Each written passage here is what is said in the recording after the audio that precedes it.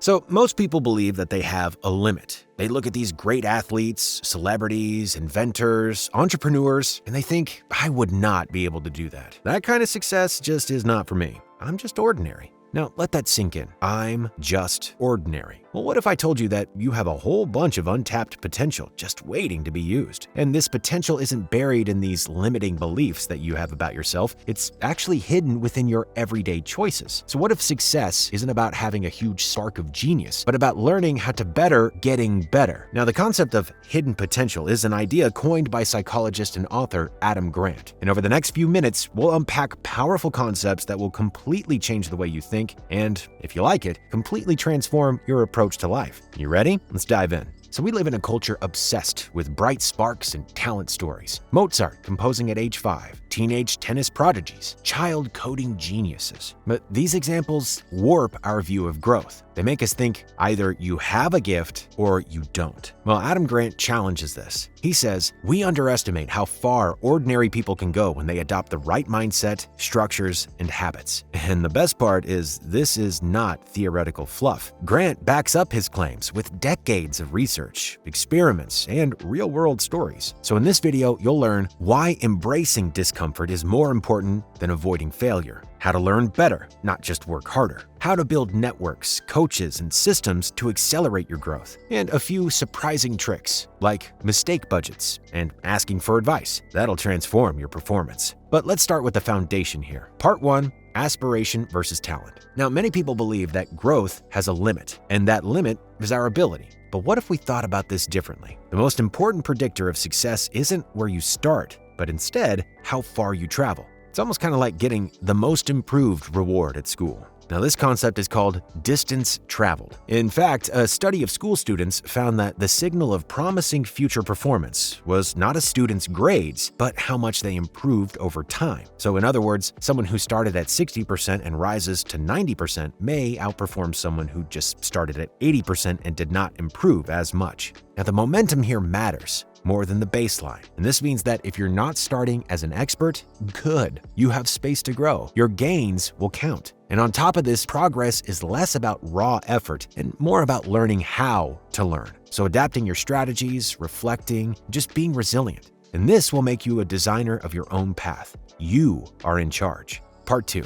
seek discomfort. You know, the most transformative 2 words that you can remember are seek discomfort. Why? Well, because it might be cliche, but growth does not happen in your comfort zone. I mean, take exposure therapy. In this kind of therapy, it's designed to help people get over their fears. So you don't avoid what scares you, you expose yourself to it in doses. And over time, what once felt uncomfortable just becomes manageable. This is growth. If facing your fear makes you clam up at the thought of failing, you need the concept of a mistake budget. Now, this is where you deliberately give yourself permission to fail a certain number of times. Let's say you set yourself a limit of 10 mistakes you can make a week in trying new skills and experimenting. And instead of never trying anything new out of fear of not being perfect or failing, you have those 10 mistakes in your budget to use on exciting new things. And what's funny is when people feel safe to fail, they take more risks. And often this means they learn faster. Part 3, learning how to learn. Okay, so by now you're welcoming discomfort, right? But what do you do about unlocking your hidden potential? Well, there are several tactics for this. Number 1, be a sponge,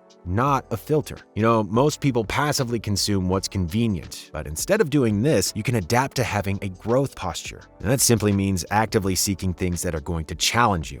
And the best part about this is that the ability to seek, recognize, and apply new information just gets easier the more you practice it. Number 2, seek variety in the way you learn. Now, just because you like reading or watching videos doesn't mean that's the best way to learn for your goals. If you're feeling comfortable learning in a certain way, this could actually mean that it isn't the best way for you to learn. For example, someone who enjoys learning by listening to podcasts may never trigger cognitive strain, and this strain is where the real learning lies. Number 3, teach to learn. The coaching effect.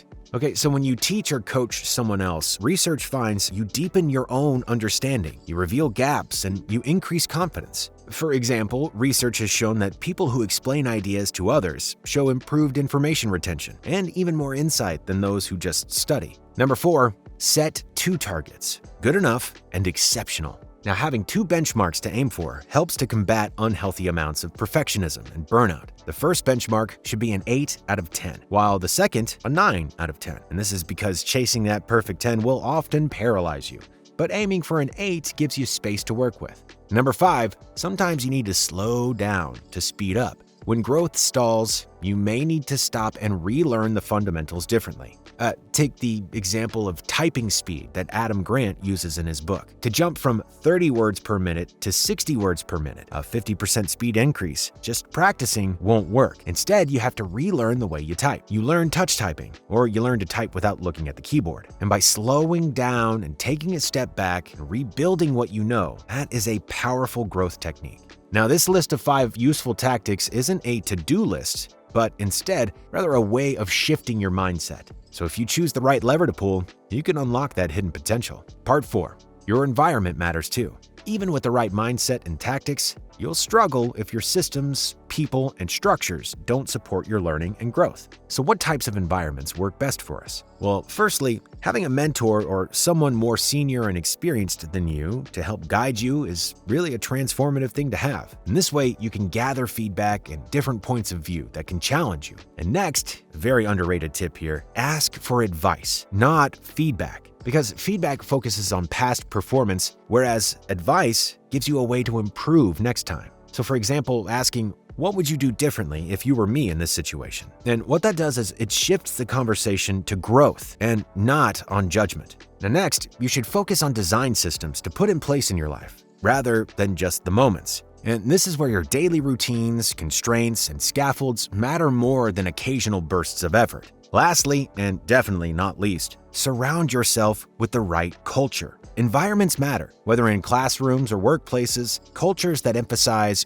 growth over ranking, experimentation over conformity, and feedback over blame makes great places for growth. Part 5, putting it into practice. So how do you take these ideas off the page and into your life? Well, let's go through a 5-step blueprint. Number 1, define your goals. You got to pick areas where you want to grow, like skills or habits or relationships. And instead of becoming an expert, just decide, get from A to B in 6 months. You got to start, you got a destination, and a time frame. Number 2, allocate a mistake budget. Decide how many experiments or errors you'll allow per week. When mistakes count down, pause and reflect. And this just gives you that freedom to explore. Number 3, build up your support network. Identify 2 or 4 people whose perspective you trust. Ask them to score your work, give you some advice, and criticize your blind spots. Rotate or refresh as needed.